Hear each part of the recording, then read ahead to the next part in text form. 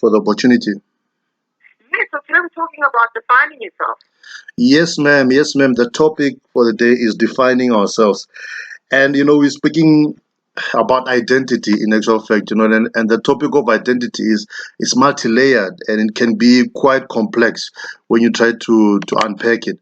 And one of the reasons the topic of identity is so complex is that there are so many different ways and methods that people use to define themselves.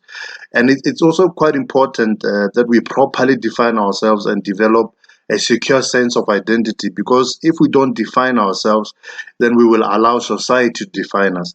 And if society says, we are less than capable, that's who we'll become. If society says we are inferior, we will adopt that as truth.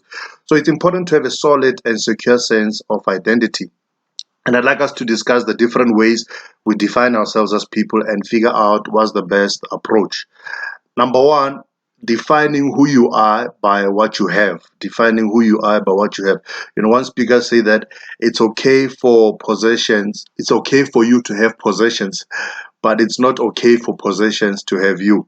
The people who operate on this level define themselves by the material possessions they have. If they live in a shack, they equate the identity to poverty. If they are in a mansion, they equate the identity to wealth. Their worth is tied to their bank account, and when there is zero in their account, they see themselves as zeros as well. And unfortunately, many people operate on this level. They determine their value not by the deeper intrinsic things, but rather by the shallow extrinsic things. And when you tie your identity to material possessions, you can never be secure in who you are. You'll always feel inferior to those who have more than you, and you'll always feel superior to those who have less than you. And it's an unstable way to identify yourself, and it will never fulfill. It will make you go deep into debt, trying to live up to certain expectations. And even if you have millions in the account, it will never be enough. Number two, defining who you are by where you are in life. Defining who you are by where you are in life. In life, you get different seasons. You get different economic seasons, different seasons in relationships, different seasons in our work life, and so forth. And just like in a year where you get fluctuating seasons, seasons in life can also fluctuate. Some people choose to define themselves by the season they are in, and this often limits them. For example, they define themselves by their age, their relationship status, their titles, and so forth. And the problem with identifying who you are in this manner is that seasons in life change. If you define yourself by a particular season, when the season passes, you lose your sense of identity. For example, someone might base their identity on being the CEO of an organization. And when that season goes by, they no longer know who they are because they defined themselves by that title and by that season. So that's number two. Number three, defining who you are by where you come from. The people who operate on this level identify themselves by their geographic and ethnic origins. They believe that they are African or American or European or Asian before they are anything else.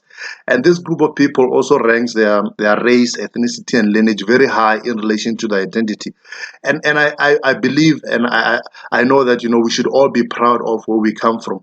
But is being African or European the most important thing about your identity? Is your identity chained to your country of origin or your ethnicity? And I use the word chained very deliberately because a chain is an object of limitation. Many people have a limited sense of identity because they've attached so much of who they are to where they come from. They have adopted ideologies that are not necessarily saving their lives, but because these ideologies are the ideologies of where they come from, they use them as the rods by which they measure and define their identity. For example, if the ideology of where you come from is that women should not go into business, but you have a talent and a heart for business, will you deny this important aspect of identity just because it clashes with the ideology of where you come from? Is your race, your ethnic grouping, or geographic location is if your race or ethnic grouping is deemed inferior, will you adopt inferiority as your identity? So that's the danger of attaching your identity to where you come from, is because whatever ideology is of that particular race or ethnic grouping, then it may limit you. Number four, defining who you are by why you are. This group of people identify themselves by their purpose, the why for their lives. And purpose is defined as the original intent of a thing or the reason for which something is done or created or for which something exists.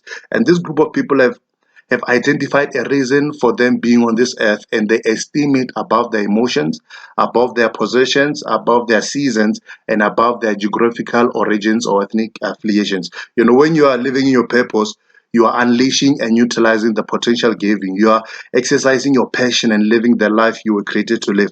Purpose transcends your skin color. It's more important than where you come from. It's greater than your past pains and mistakes. It supersedes your fears and your doubts. So purpose is who you are. It is the reason God saw it fit to bring you on earth. When you discover your purpose and begin living in it, then you will have discovered who you really are.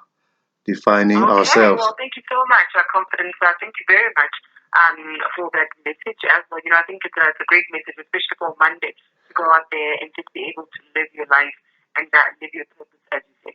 Amen. Thank you so much. Thank you very much. Confidence will be with you next week, same time, same place, right here on Karen 959. 100%. So that was Confidence, who is our regular motivational speaker.